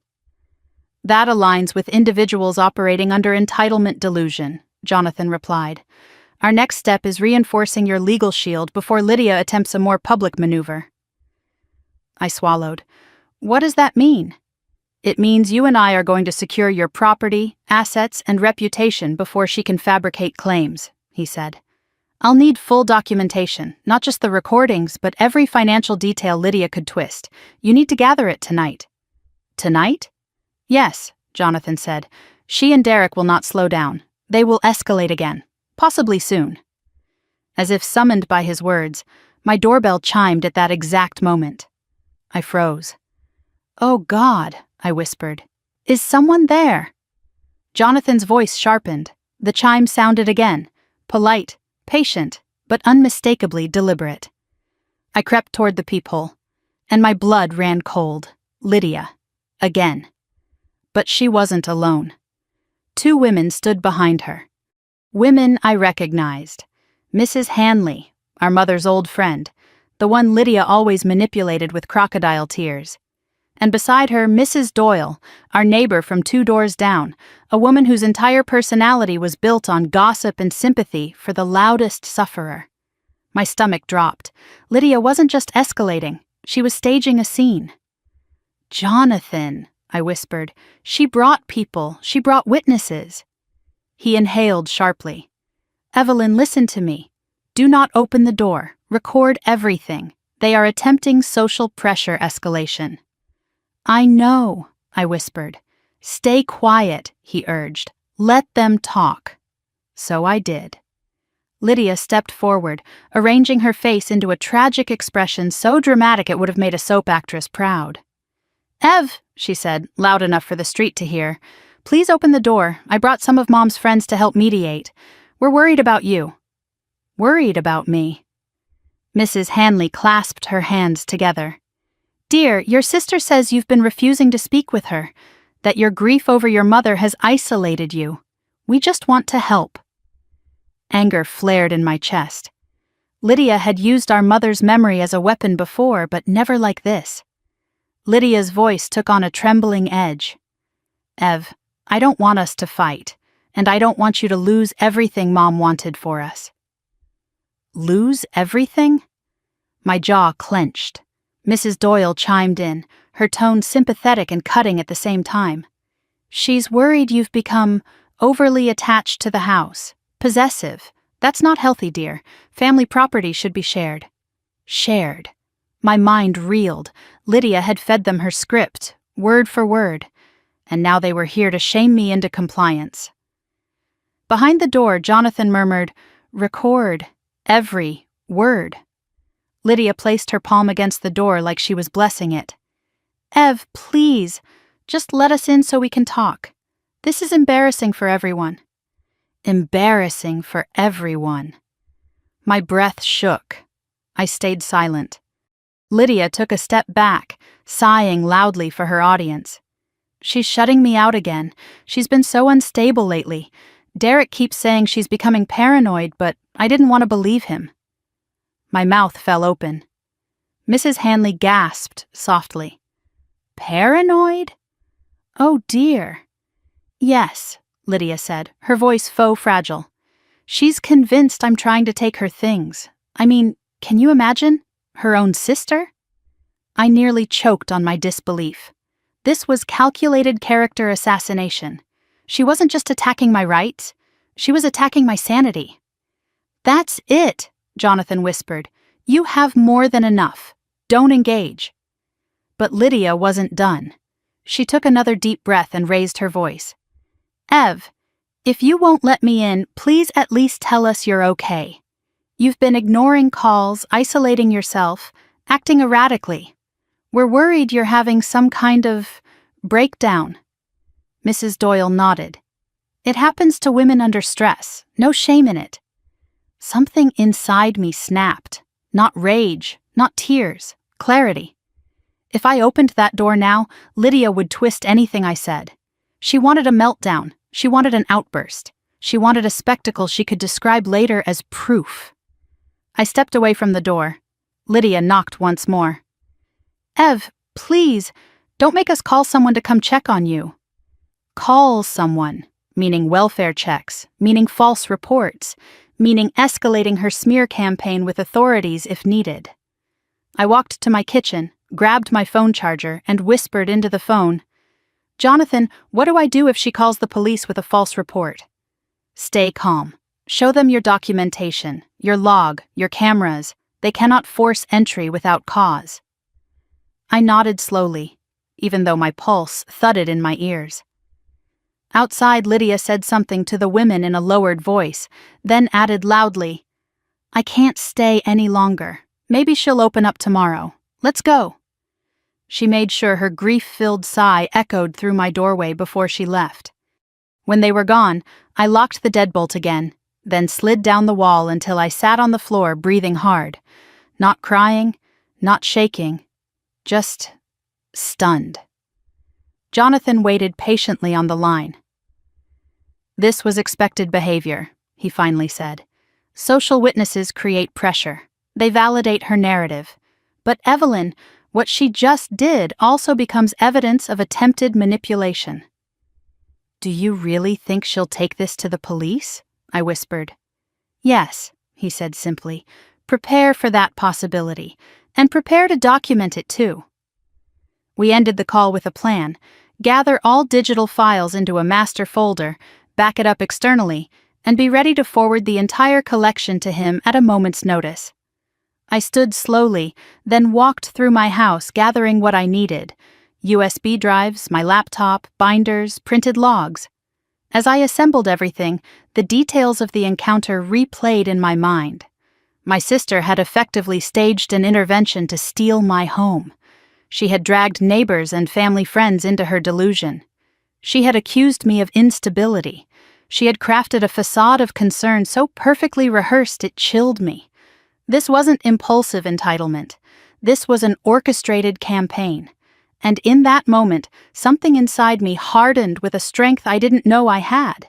She wasn't going to take my house. She wasn't going to take my car. She wasn't going to take my savings. She wasn't going to take my reputation.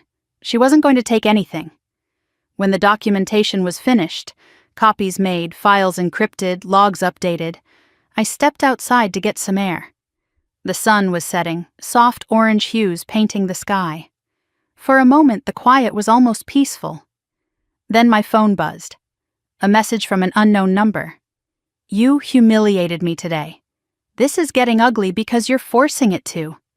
Tomorrow will be different. I stared at the words until the screen dimmed. Then I lifted my phone and hit record again. Because tomorrow Lydia would cross another line. And tomorrow I would be ready to end this. I didn't know what I expected to find when I opened my email that Monday morning, but it certainly wasn't a formal letter from a law office I'd never heard of. The subject line alone made my stomach drop. Notice of intent to pursue civil action. Lydia Hart vs. Evelyn Hart. For a moment I just stared at it, my cursor hovering like my hand wasn't willing to click. A part of me hoped it was a prank or a scare tactic or something Lydia had drafted herself using an online template, But when I finally opened it, dread washed through me like cold water. Her attorney, a man named Roland Brewer, someone with a reputation for taking any case he could monetize, outlined Lydia's claims. According to him, I had unlawfully seized and disposed of shared familial property, inflicted emotional distress through exclusion, withholding communication, and financial dominance, acted with malicious intent by donating items belonging to the client, denied rightful co-ownership of the Hart family home and other inherited assets. Inherited assets. The phrase made me snort in disbelief. There was no inheritance. Our mother had rented for most of her life, left behind a beat-up sedan and a modest savings account too small to cover her medical bills. Everything I owned, I had built, I had earned, I had sacrificed for. But in Lydia's fictional universe, her curated fantasy, my home, my car, my savings were suddenly family property. Jonathan called me before I could finish reading. "I assume you just saw it," he said, voice tight with annoyance rather than concern. "I did," I said. "Is this real? Did she actually hire this man?" "She hired him, yes," Jonathan said. "But the claims? They're tissue paper. They won't hold under any legal scrutiny. This is intimidation, nothing more." "Can intimidation win?" I whispered. "In court? No," he said firmly. "But in the public eye? In your workplace? Among neighbors? That's the battlefield she's choosing. She's shifting from financial aggression to reputational warfare." "Because she's losing," I murmured. "Because she's lost," he corrected. "This letter is a tantrum wrapped in legal formatting, and we'll respond appropriately." I took a breath that felt jagged. "So, what do we do?" "We counter-strike," he said. "Not aggressively, strategically. I'll draft a response outlining the factual record, followed by notice of our intent to pursue action for attempted financial fraud, coercion, harassment, and defamation. But there's something more important." "What?" "We need a witness, someone outside your circle. Preferably someone who was present when Lydia revealed her intentions." My pulse quickened. "You mean Maya?" "Her, or anyone else who Lydia confided in. The more credible the witness, the shorter this war will be." I stared at the letter again. Lydia's claims were absurd, but the fact she'd put them in writing, filed them through a lawyer, meant she was willing to burn everything down, including herself, just to wound me. "I'll reach out to Maya," I said. The rest of the morning blurred into frantic activity. Jonathan and I exchanged drafts. I organized documents, timelines, screenshots. The weight of Lydia's betrayal felt heavier than ever, not because of the claims themselves, but because she was now involving strangers, dragging professionals into her fantasy, and positioning herself as a victim I supposedly persecuted. Around noon, my phone buzzed. It was Maya. "Hey," she said, sounding nervous. "I got your text. Is everything okay?" "I wish I could say yes," I exhaled. "Maya, would you be willing to meet me somewhere private? There's something important I need to ask you." There was a pause. "Is this about your sister?" "Yes." Her sigh was heavy. "Then yes." "Where?" We decided on a quiet coffee shop far from Lydia's usual haunts. When I arrived, Maya was already there, twisting her cup in slow circles. "You look exhausted," she said softly. "Because I am," I admitted, "and I need your help." She nodded, bracing herself. "Tell me everything." I explained the lawsuit threat, the letter, the claims Lydia was making. As I spoke, Maya's expression shifted from concern to outrage. "She's unbelievable," she whispered. "Evelyn, she told us so many lies about you. She said you were controlling, that you bullied her financially, that you refused to share what your family left behind." "My family left nothing," I said. "You know that." "I do now," she said firmly, "but she was persuasive. She played the victim perfectly. She said you kept the house from her out of greed." My throat tightened. "Maya, I need you to testify." She didn't answer right away. My pulse drummed in my ears. Finally, her shoulders lowered with relief. "Of course I will." Evelyn, I've been wanting to apologize for believing anything she said. I didn't know she was capable of all of this. She's capable, I said quietly. More than even I realized. Maya leaned forward. You said you overheard her talking about selling your house? About transferring your name off the deed? Yes, I said. You heard her refer to it as hers, right? Almost daily, Maya said. She talked like it was already legally done. She said you agreed. She said you owed her because Mom would have wanted her taken care of. She said you were selfish. And she bragged about Derek's plan to help her finally claim what she deserved. I sat perfectly still.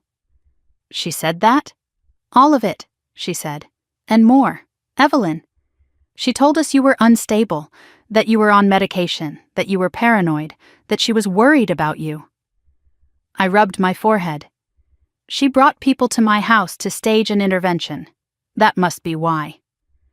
That doesn't surprise me, Maya said. She's been rehearsing that story for weeks. Her support felt like a rope thrown to someone drowning. Will you speak to my attorney? I asked. Absolutely, she said. I'll do anything I can to help fix this. When we parted ways, Jonathan called again. How did it go? She agreed, I said. And she knows a lot more than I realized. Good, he said, relieved. This will turn the tide. Witness testimony is the one thing Lydia cannot twist. But he wasn't finished. There's more, he continued. I received a call from Brewer's office. They want a meeting. A meeting? I asked. What for? They want to clarify matters before proceeding formally, he said. Translation. They want to gauge whether they're walking into a losing case before Lydia wastes more money. It's a sign of desperation. My pulse quickened. Do I have to go? No, I'll go alone. You only attend if they insist, and even then we go together. But Evelyn, this is good. It means Brewer suspects she's lying. Then why take the case at all? Jonathan chuckled darkly. People lie to lawyers every day. Some lawyers care, others don't. Brewer doesn't. But even he can tell when a case is collapsing beneath his feet. And collapse it did. The next morning, Jonathan called me sounding almost amused. You'll enjoy this, he said. Brewer withdrew. My jaw fell open. What? Already? He realized Lydia has no evidence, no documentation, no legal foundation, and now, thanks to Maya, there's active witness testimony contradicting her claims. He wants nothing to do with the lawsuit. Does that mean it's over? I asked cautiously. It means the lawsuit threat is over, Jonathan said. But people like Lydia don't stop because they lost in one arena. They move to another. His prediction was accurate. That afternoon, my phone exploded with messages. Not from Lydia this time, but from acquaintances, neighbors, and distant relatives. Lydia had gone nuclear on social media. Her posts were dramatic, tear-streaked rants about being betrayed by the sister she trusted most, accusing me of manipulating her finances, isolating her emotionally, locking her out of our childhood home, discarding her belongings, contacting lawyers to silence her. The last line stung the most because it was an inverted truth. She had tried to ruin me, and now she framed my defense as aggression. Hundreds of comments poured in from her followers, friends, co-workers, strangers she'd never even met, calling me selfish, cruel, unstable, controlling. My throat tightened as I read one after another. Then a message came from someone unexpected. Margaret Keating, a senior partner at my firm. Heard what your sister posted. Don't worry, we know who you are. Come to my office when you can. When I stepped into her office later that day, Margaret didn't ask me to sit. She simply looked at me with the steady, unshakable gaze of a woman who had seen far too many stories like mine. Your sister is unraveling, she said. But you? You're handling this with strength most people don't have. She gestured for me to sit. Tell me everything. So I did. I told her about the threats, the staged intervention, the lawyer, the social media campaign. I told her about Derek, the crypto scheme, the entitlement that had grown like mold in the dark corners of Lydia's mind. And when I finished, Margaret spoke with a calm I desperately needed. Your sister is waging war on your stability because she cannot build her own. Women like you, women who earned everything they have, become targets for those who believe they are owed the same life without the work. I've seen it in divorces, inheritances, business disputes. It's always the same pattern. I swallowed. So what do I do now? You continue documenting. You continue protecting yourself, and you continue living, she said. Bullies want fear. Narcissists want chaos. Parasites want access. You deprive them of what they crave by refusing to collapse. She paused, then added, And Evelyn, you have support here. The words unclenched something tight in my chest. That evening, as I drove home, a strange quiet settled over me. The world outside was still the same. Sunset stretching over the freeway, cars humming in steady lanes. But inside, something had shifted. Lydia had tried to drag me into the mud with her. She had tried to weaponize guilt, narrative, and public opinion. She had tried to rewrite reality itself. But she wasn't winning anymore. Her lawyer had walked away. Her story had holes. Her witnesses were turning into mine, and most importantly, I wasn't afraid of her anymore. When I arrived home, I stepped inside, locked the door, and let the stillness wrap around me. My house, my sanctuary, felt safe again, if only for that moment.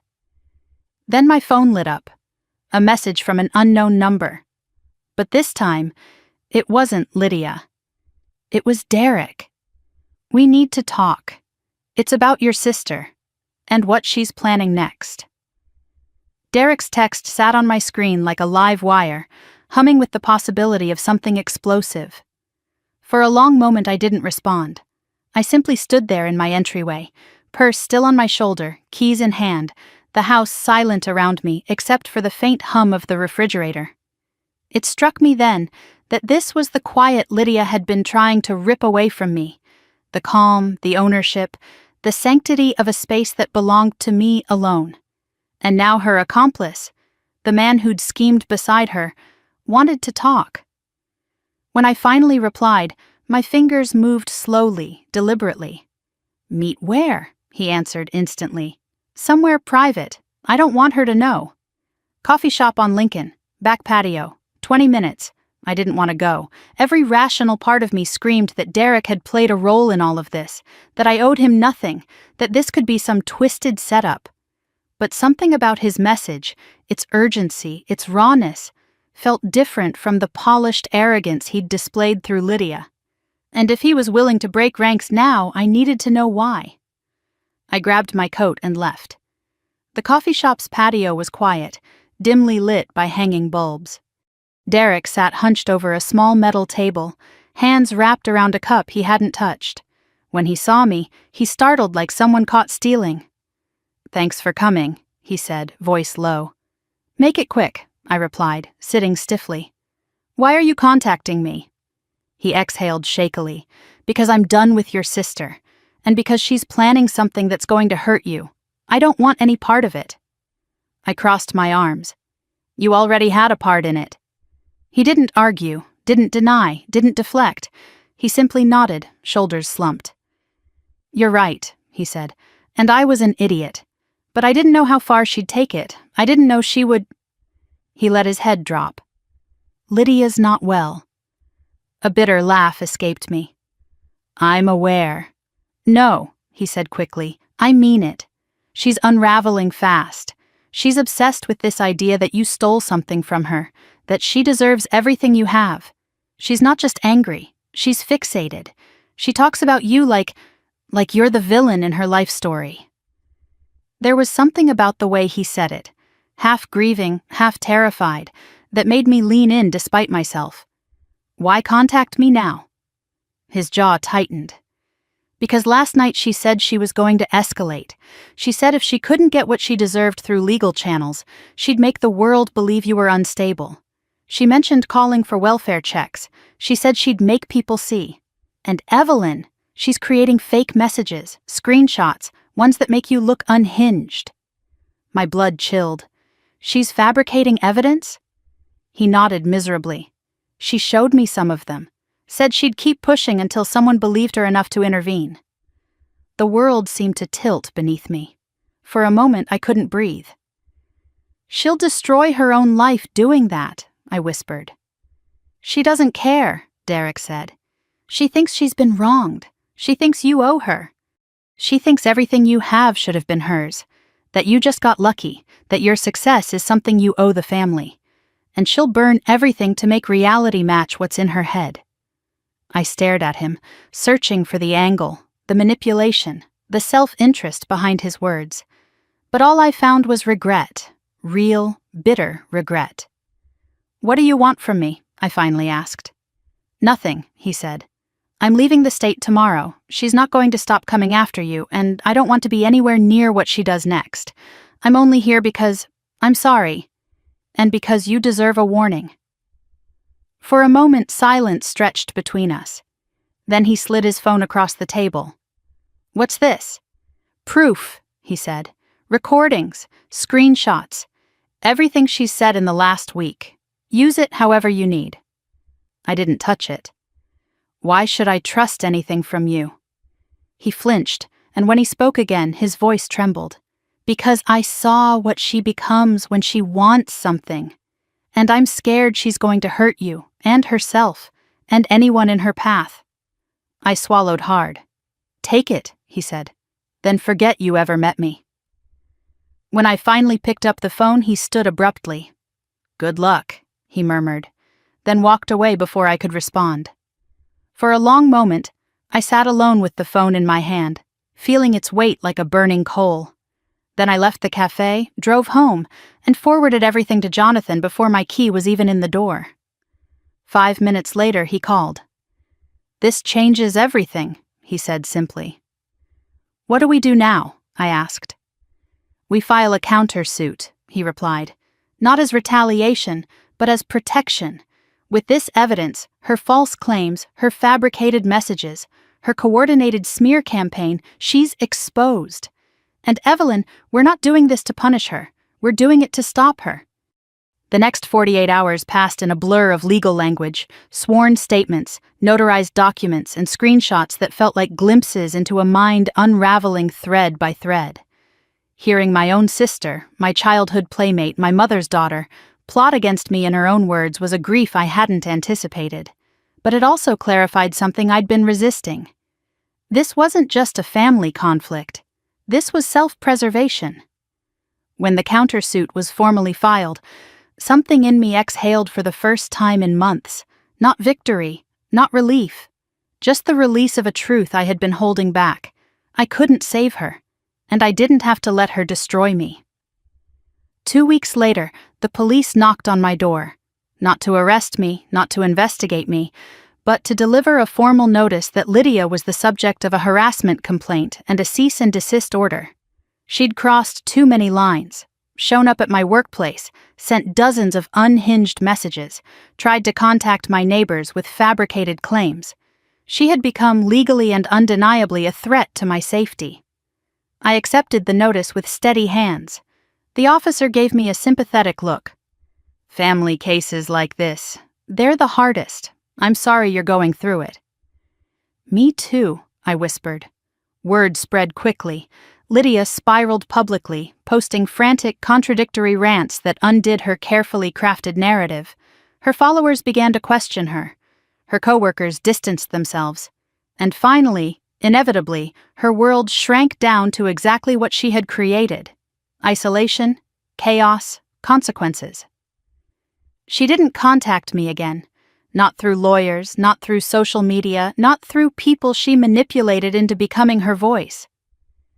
For the first time in my adult life, the noise stopped. 3 months later, during a warm Arizona spring evening, I sat on my balcony overlooking the city, a glass of wine in hand, feeling the weight of the journey settle into something softer, something like closure. I hadn't won anything dramatic. I hadn't destroyed her. I hadn't sought revenge. I had simply protected what was mine. And somewhere in the process, I regained something I didn't know I'd lost: my peace. The next morning, I woke to a message from Maya. She moved, out of state, no forwarding address, Whatever war she thought she was fighting, it's over. I stared at the message for a long time, then typed back, "Good. I hope she finds the help she needs. I meant it." Healing isn't always a reconciliation. Sometimes it's a boundary, sometimes it's distance, and sometimes it's the understanding that closing the door is not cruelty, it's survival. That weekend, I invited Maya and a few close friends over for dinner. My home, unchallenged, uninterrupted, unthreatened, felt warm and full again. As we ate under the soft glow of my dining room lights, laughter echoing against the hardwood floors, I realized something quietly profound. My life had begun again. Not with spectacle, not with vengeance, not with dramatic triumph, with peace, with freedom, with the steady, unwavering truth that I had chosen myself. When the last guest left and the house fell quiet again, I walked through each room slowly, gratitude settling over me like a blanket. This was my space, my sanctuary, my earned life. And tonight, for the first time in a very long time, it felt truly, completely mine. If you stayed with me through this journey of betrayal, boundaries, and reclaiming what's yours, I'd love to hear your thoughts. Which moment hit you the hardest? Drop a comment below. Tap that like button if the story resonated with you, and make sure you subscribe so you never miss another story about strength, survival, and the quiet power of choosing yourself.